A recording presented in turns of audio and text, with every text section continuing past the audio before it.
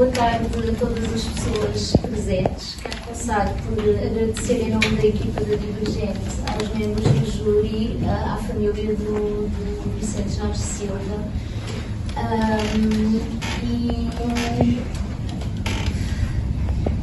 e aos 20 comandos africanos da Guiné que aceitaram contar-nos a sua história e mostrar-nos que quem vive uma guerra, quem tem um conflito gravado na pele, tem narrativas para contar profundamente diferentes daquelas que aprendemos nos livros de história, profundamente diferentes daquelas que os Estados-nação decidem contar sobre si mesmos.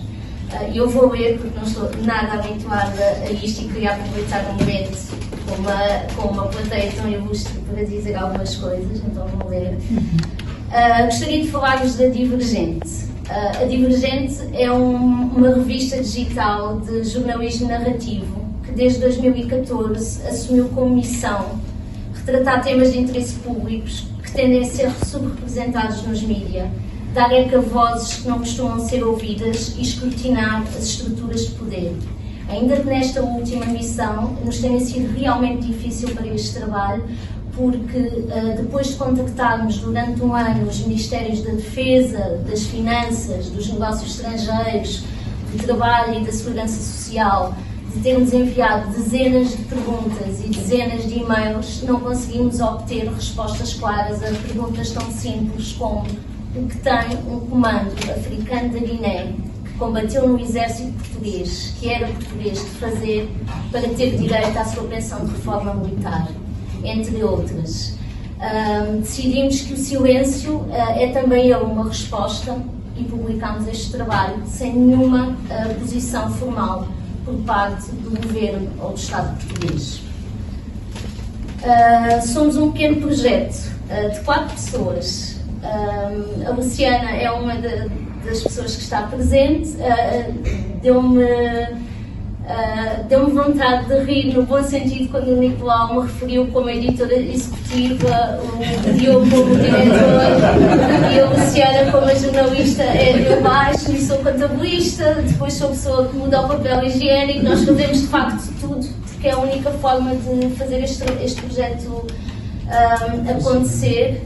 E a Divergente nasceu da vontade de criar um espaço onde se pudesse, acima de tudo, experimentar fazer diferente. Um espaço onde, sem fórmulas pré-definidas, pudéssemos pôr pozinhos por limpim-pim em vários tubos de ensaio e ver o que é que dava.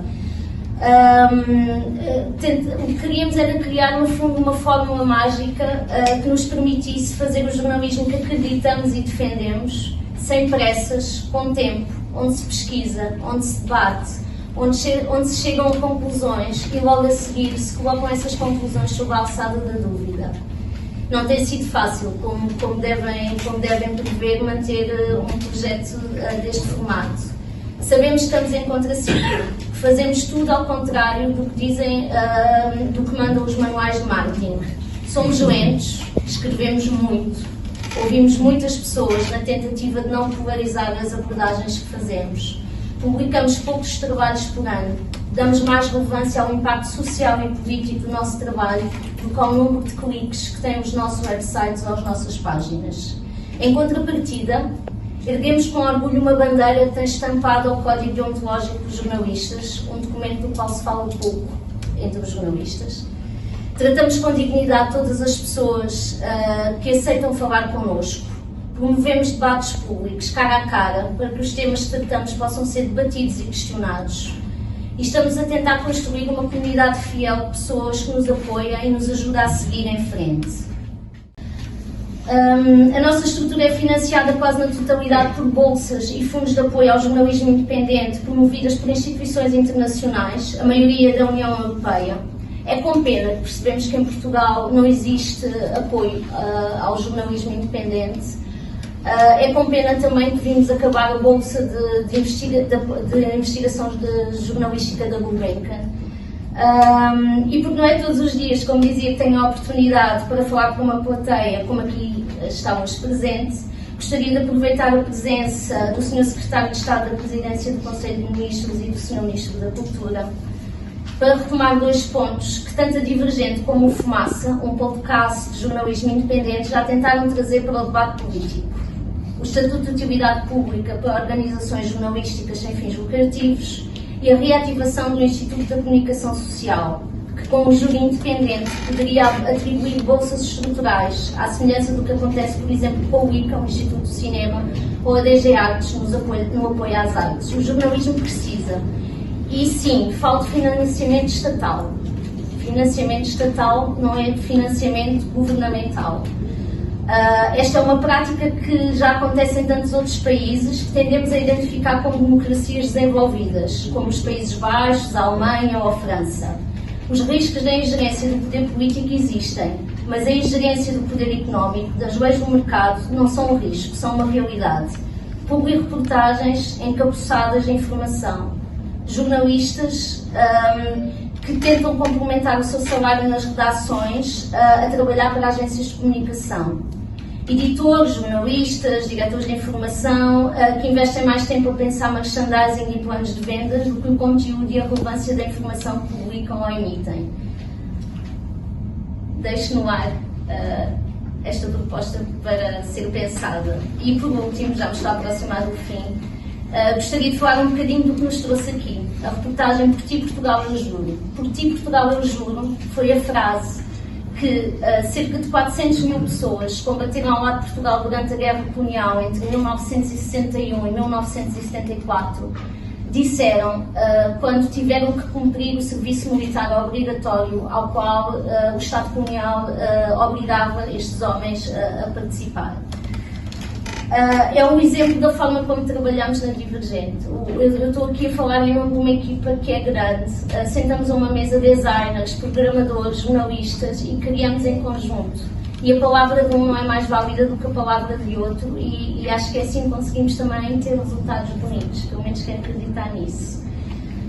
Só podemos contar esta história porque saímos da redação, saímos dos grandes centros urbanos, conversámos e ganhámos o mundo. Um mundo diferente do que nos rodeia no dia-a-dia. Concedemos o tempo para olhar à volta e ouvir realmente as histórias que as pessoas nos estão a contar. E repito, ouvir realmente, que não é o mesmo que ir à procura de um soundbite que se encaixa na história pré-feita com a qual já saímos da redação. Como podemos querer falar sobre o mundo, no diário em que o pneu acontece, se não o tocamos, se não conhecemos a sua diversidade? A história que este trabalho conta é uma história de abandono de pessoas que juraram fidelidade a Portugal e a quem o Estado português fez promessas que nunca cumpriu. De pessoas que se dizem traídas e que quase 50 anos depois, 50 anos é muito tempo, continuam a manifestar-se em frente à Embaixada de Portugal na Guiné-Bissau, a reivindicar os direitos que lhes foram prometidos no campo de batalha. Termino com um pedido também direto ao Sr. Ministro da Cultura, que nos próximos anos, em que se vão celebrar 5 décadas do 25 de Abril, se abram espaços para que as histórias que não cabem nas narrativas oficiais sejam debatidas, se abram espaços para que a história seja um campo de diálogo e não um campo de combate, onde vinga uma narrativa única, se abram espaços para que pessoas, como os comandos africanos da Guiné, para quem o 25 de Abril não significou uma festa de libertação onde as armas foram cravos, possam ter uma voz que contribua para a história da Revolução. Para pessoas como eu, que estudaram durante 12 anos nas escolas públicas portuguesas, não se sintam enganadas quando tocam outros mundos, quando saem da sua bolha e percebem que a nação e os heróis são mitos que precisam de ser debatidos para que possamos ser melhores cidadãos. E um bem-aja aos valores do Vicente Jorge Silva, que eu não conheci, mas que me foram ensinados na universidade. Serão semente. Obrigada.